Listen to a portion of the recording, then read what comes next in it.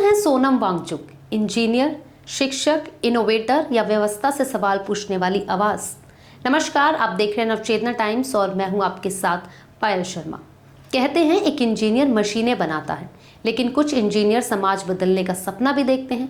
आज बात ऐसे ही एक शख्स की कर रहे हैं जिसे कोई भारत का महान इनोवेटर कहता है, कोई पर्यावरण योद्धा तो कोई सरकार के खिलाफ आंदोलन करने वाला चेहरा। आखिर कौन है सोनम वांगचुक? उनका परिवार कौन है? उन्होंने देश के लिए क्या किया है और उन पर विवाद क्यों होते हैं? और आखिर आज वे जंतर मंतर पर आमरण अनशन क्यों कर रहे हैं? अगले कुछ मिनटों में आपको पूरी कहानी बताते हैं। सोनम वांगचुक का जन्म 1 सितंबर 1967 को लद्दाख के अलची क्षेत्र के उलेटकोपे गांव में हुआ। बचपन में उनके गांव में स्कूल तक नहीं था, इसलिए शुरुआती पढ़ाई उनकी मां ने घर पर कराई। सोनम वांगचुक के पिता सोनम वांग्याल मूल रूप से नेशनल कॉन्फ्रेंस से जुड़े थे और बाद में वह कांग्रेस पार्टी में शामिल हो गए। वे जम्मू कश्मीर की राजनीति के एक प्रमुख नेता थे और उन्होंने 1975 में राज्य मंत्री के रूप में भी कार्य किया था। सोनम वांगचुक ने NIT श्रीनगर में मैकेनिकल इंजीनियरिंग की पढ़ाई की और फिर लद्दाख लौटकर शिक्षा व्यवस्था बदलने का फैसला किया। उन्होंने सीख मॉल की स्थापना की, जहां उन बच्चों को नई शिक्षा दी गई जिन्हें पारंपरिक शिक्षा व्यवस्था नाकाम मान चुकी थी। इसके बाद उन्होंने बनाया आइस स्तूपा, एक ऐसी तकनीक जिसने दुनिया का ध्यान अपनी ओर खींच लिया। सर्दियों में पानी को बर्फ के टावर के रूप में जमा करना और गर्मियों में उसी पानी से किसानों की सिंचाई कराना, ये आइडिया आज दुनिया के कई देशों में चर्चा का विषय बन चुका है। भारतीय सेना के लिए अत्यधिक ठंड वाले इलाकों में कम ईंधन से गर्म रहने वाले सोलर सिस्टम विकसित करने में भी उनका योगदान माना जाता है।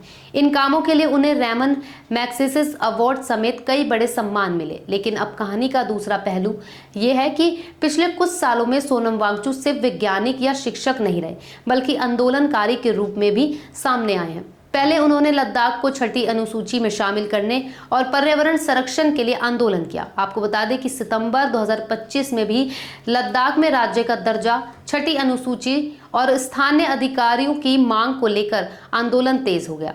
लेह एपेक्स बॉडी ने भूख हड़ताल शुरू की, जिसमें सोनम वांगचुक भी शामिल हुए। उन्होंने केंद्र सरकार के साथ प्रस्तावित वार्ता को परिणामहीन बताते हुए अधिक ठोस समाधान की मांग की। 24 सितंबर 2025 को लेह में विरोध प्रदर्शन हिंसक हो गए। सरकारी संपत्ति को नुकसान पहुंचाया गया और पुलिस कार्रवाई में 4 लोगों की मौत हुई। इसके बाद केंद्र सरकार ने आरोप लगाया कि आंदोलन भड़काने में सोनम वांगचुक की भूमिका थी। दूसरी ओर सोनम वांगचुक ने इन आरोपों से इनकार किया और कहा कि उन्होंने पहले ही लोगों से शांति बनाए रखने की अपील की थी तथा हिंसा जनता के गुस्से का परिणाम थी।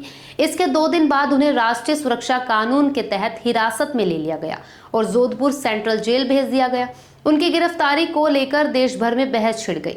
समर्थकों ने इसे लोकतांत्रिक आवाज को दबाने की कार्यवाही बताया, जबकि सरकार का कहना था कि कानून व्यवस्था बनाए रखने के लिए यह कदम उठाया गया।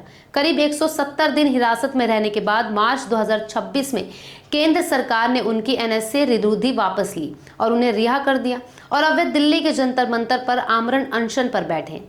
उनकी प्रमुख मांग है कि परीक्षा प्रणाली में कथित गड़बड़ियों और पेपर लीक के मामलों की नैतिक जिम्मेदारी लेते हुए केंद्रीय शिक्षा मंत्री धर्मेंद्र प्रधान इस्तीफा दें, साथ ही शिक्षा व्यवस्था में जवाबदेही तय की जाए।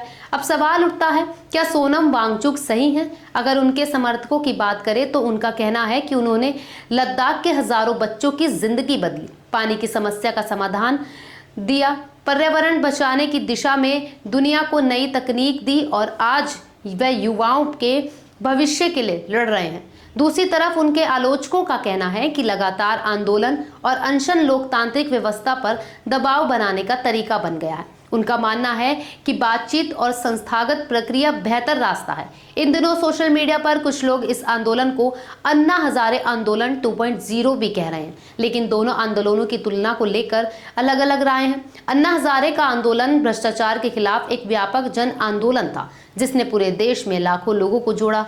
वहीं सोनम वांगचुक का मौजूदा आंदोलन शिक्षा और युवाओं से जुड़े मुद्दों पर केंद्रित है। कुछ राजनीतिक विश्लेषकों का मानना है कि इस आंदोलन को विभिन्न राजनीतिक दलों का समर्थन मिलने के कारण इसकी प्रकृति अलग दिखाई दे रही है। दूसरी ओर सोनम वांगचुक और उनके समर्थकों का कहना है कि उनका आंदोलन किसी राजनीतिक दल के लिए नहीं, बल्कि छात्रों और शिक्षा व्यवस्था के सुधार के लिए है।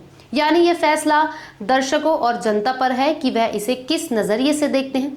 एक तरफ देश को नई तकनीक देने वाला इंजीनियर, हजारों बच्चों की जिंदगी बदलने वाला शिक्षक, पर्यावरण संरक्षण की नई मिसाल पेश करने वाला इनोवेटर, और दूसरी तरफ सरकार से सीधे सवाल पूछने वाला आंदोलनकारी। यही वजह है कि सोनम वांगचुक आज भी चर्चा के केंद्र में है। क्या आपको लगता है कि सोनम वांगचुक का आंदोलन युवाओं और शिक्षा व्यवस्था के लिए जरूरी है, या फिर आपको लगता है कि ऐसे मुद्दों का समाधान आंदोलन नहीं बल्कि संवाद से होना चाहिए? अपनी राय हमें कमेंट्स में जरूर बताइएगा और तब तक के लिए देखते रहे नवचेतना टाइम्स। धन्यवाद।